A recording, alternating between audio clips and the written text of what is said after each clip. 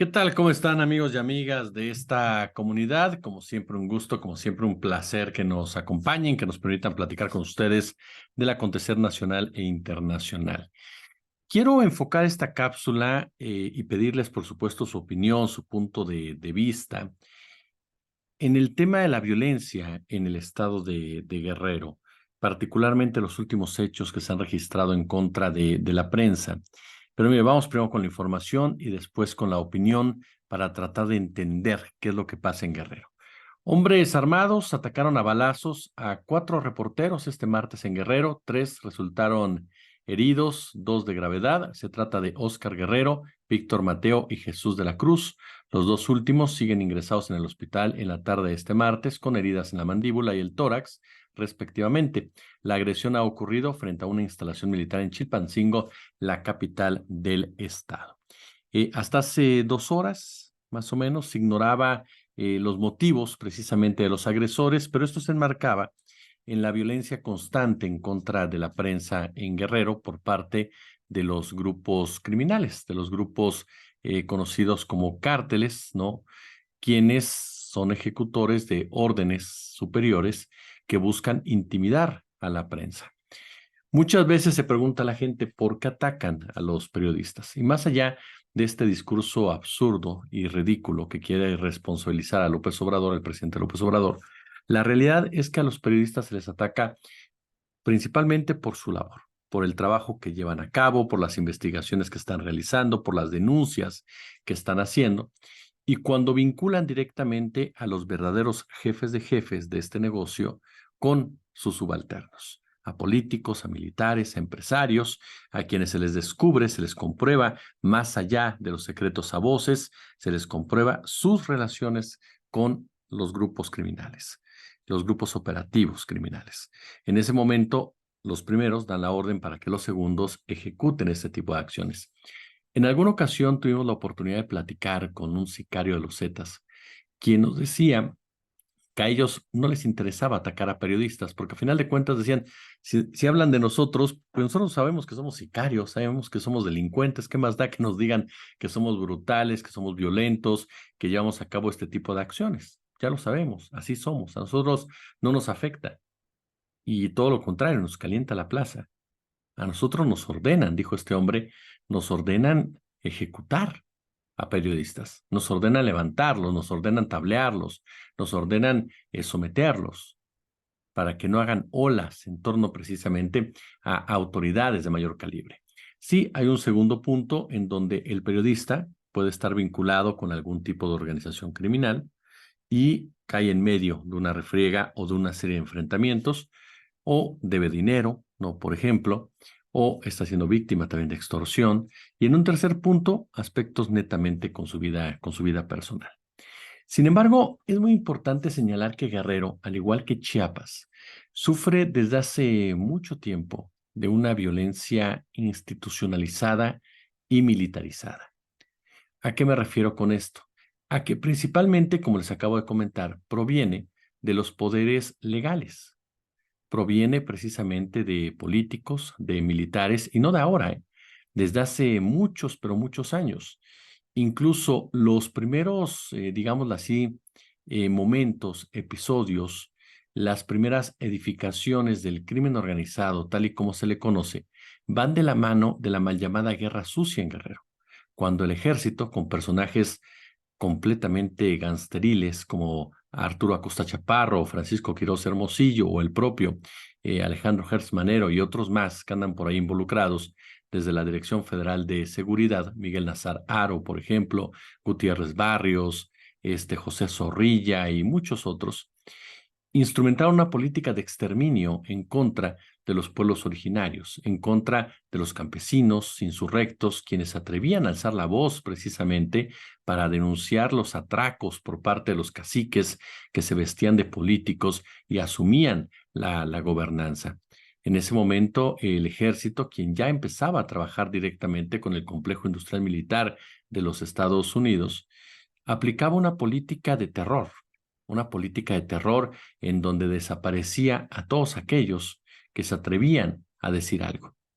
Y comenzaban a controlar a punta de bayoneta la producción de amapola, por ejemplo, de heroína, su distribución, su tráfico, a estructurar el control de todo este negocio, el cual, por supuesto, así se ha movido desde entonces. Y esa es una de las principales causas, precisamente, de que Guerrero sea un estado violento desde prácticamente sus orígenes como entidad. Los grupos del narcotráfico, yo respeto, por supuesto, mucho lo que me dice el maestro Luis Hernández, que me señala, no son grupos paramilitares como tales. Sin embargo, sí son grupos que ejecutan las órdenes militares, que ejecutan las órdenes políticas. Es decir, hacen el trabajo sucio, hacen el trabajo que el Estado oficialmente no puede hacer. Ahora que estuvimos en Guerrero, en Acapulco, platicamos mucho con la gente y le preguntamos, ¿no? Sobre el tema de la maña, el tema del narcotráfico. Y todos ellos coinciden en que hubo un momento en que se rompió Guerrero, y particularmente Acapulco. Hablan, por supuesto, de la llegada de los Zetas, y esto durante la gestión de Felipe Calderón Hinojosa, un año antes de Felipe Calderón, pero que se profundizó con en el puerto. Incluso recuerdan que Caleta y Caletilla, por ejemplo, hay un lugar no emblemático, así emblemático, que Carlos Slim incluso quería convertirlo en una especie de acuario, invertirle al mundo acuático y todo eso, y que llegó a ser tomado precisamente por los delincuentes, y ahí adentro tableaban a sus rivales, los picaban y los lanzaban al mar, por ejemplo. Los ejecutaban sin ningún tipo de límite. Pero también es cierto que fueron integrantes del ejército quienes comenzaron a limpiar esa zona de este grupo delictivo. Cómo se vestían de civiles, sabían quién era quién, sabían cómo operaban y de repente llegaban y ejecutaban en una campaña literalmente de limpieza para entonces tomar precisamente el control de esa época y poder, por supuesto, ejecutar diversas órdenes, teniendo a los Zetas como brazo operativo. Porque al final de cuentas los Zetas jamás dejaron de pertenecer a las Fuerzas Armadas de nuestro país.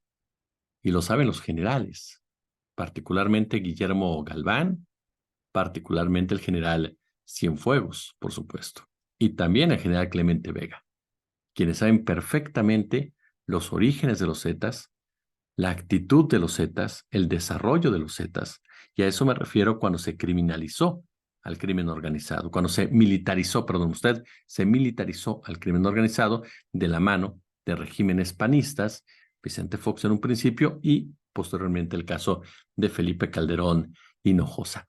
Esa es una de las principales razones porque Guerrero es un lugar que tiene mucha, pero mucha riqueza natural, arriba y abajo del suelo, y se convierte en un territorio sacrificable, igual que Chiapas, un territorio en donde las comunidades son despojadas de sus recursos. Por ejemplo, en el caso de Acapulco, los campesinos, los meseros, los trabajadores de a pie te lo dicen. Antes, cuando estaba el cártel de Sinaloa, por ejemplo, de los Beltrán Leiva, particularmente, con nosotros no se metían. Ellos lavaban el dinero en los antros, en los hoteles, en los restaurantes, grandes restaurantes, de la mano de los hombres del dinero. Pero aquí con la gente no extorsionaban, no secuestraban, no levantaban, no pasaba nada entre nosotros.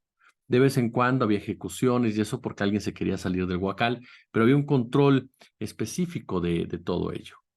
Después llegó la política de Felipe Calderón Hinojosa y con ella la presencia de los Zetas y como tal la violencia. Los Zetas, la mano criminal del ejército, llevaron a cabo operativos, acciones en Guerrero para quitarle ese jugoso pedazo de pastel a los Beltrán. Y lo hicieron, ¿eh? Lo hicieron.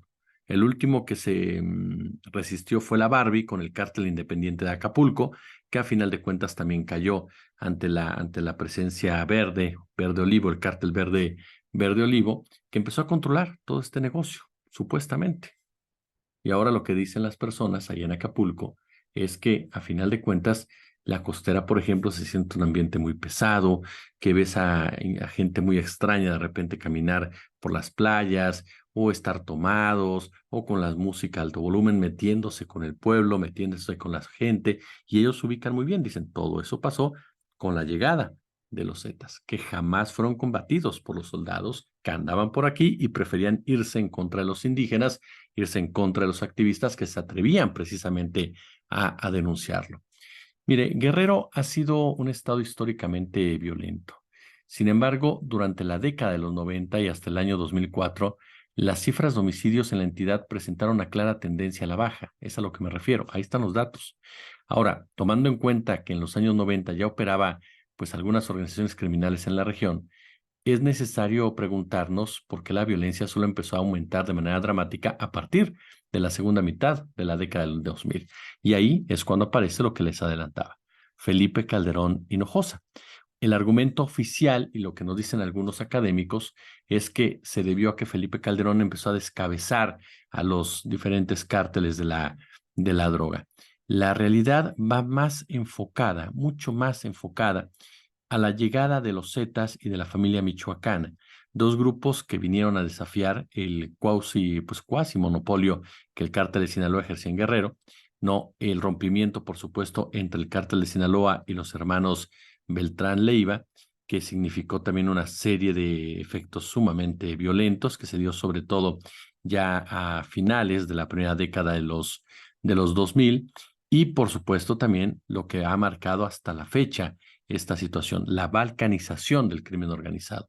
Es decir, hay diferentes grupos políticos quienes tienen a su propio cártel, quienes financian a su propio cártel. Ahí está el caso, por ejemplo, de los Ardillos, que cuentan con toda una estructura política militar a su favor y que están creciendo en Guerrero y que cuentan con el control de vastas zonas de Guerrero. Ahí está la presencia, por ejemplo, de los rojos, está la presencia también de los rusos, por ejemplo, quienes responden supuestamente a lo que era el cártel de los Beltrán, otros dicen que son los rusos que responden al cártel de Sinaloa con el Mayo Zambada. Hay un informe de la Sedena, permítame un segundito, que nos demuestra a qué nivel está la violencia en Guerrero y sobre todo cómo se balcanizó, ¿no? Están los tlacos, por supuesto, ¿no? Están también los tlacos que también tienen un vínculo directo con la política guerrerense. Están obviamente los jefes, está el cártel del sur, está el cártel de la sierra, están los mencionados guerreros unidos, que todos sabemos perfectamente sus relaciones con los políticos de Iguala, los mencionados familia michoacana, obviamente el cártel de Jalisco Nueva Generación, están los capuchinos, están también los marín, los añorbe, están, por ejemplo, estos de los añorbe operan en Marquelia, en San Luis de Acatlán, en Coajinicuilapa, en Ometepec, también andan por ahí los chanos que ubican en el Tecpan de Galeana. Fíjese cómo está balcanizado. Están los Viagras, ¿no? En el municipio de Zihuatanejo. Está, obviamente, bueno, ya decía el cártel de Jalisco en Coyuca de Catalán, Pungarabato, Cutzamala.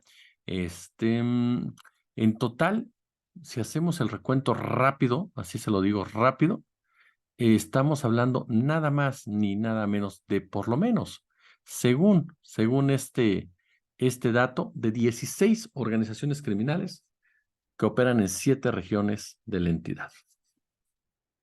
16. Y le reitero, si usted empieza a escarbar en cada una de ellas, y con esto concluyo, se topará que todas tienen un vínculo político, que sus jefes son parientes, familiares, conocidos de políticos, que las más fuertes tienen una relación directa con el ejército y con la cúpula militar que ha hecho de Guerrero su feudo, así de claro, su feudo para seguir enriqueciéndose a ese grupo de generales rebeldes y que responden a las órdenes de un complejo militar industrial al que lo único que le importa es saquear recursos naturales en el marco de la guerra contra las drogas, la falsa guerra contra las drogas, para seguir, por supuesto, manteniendo un control social a través de la violencia y un empobrecimiento constante para seguir aceitando la maquinaria. Esta violencia en contra de la prensa, ahí tiene precisamente su origen. Quédese con nosotros, ya lo sabe, si le gustó el video, pulgar arriba, déjeme su comentario, su punto de vista, dele like, por supuesto, le reitero, pulgar arriba, comparte el video, comparte el canal, a la campanita y en la posibilidad, y con base en sus posibilidades el super chat. Como siempre, un gusto, como siempre, un verdadero, pero verdadero placer.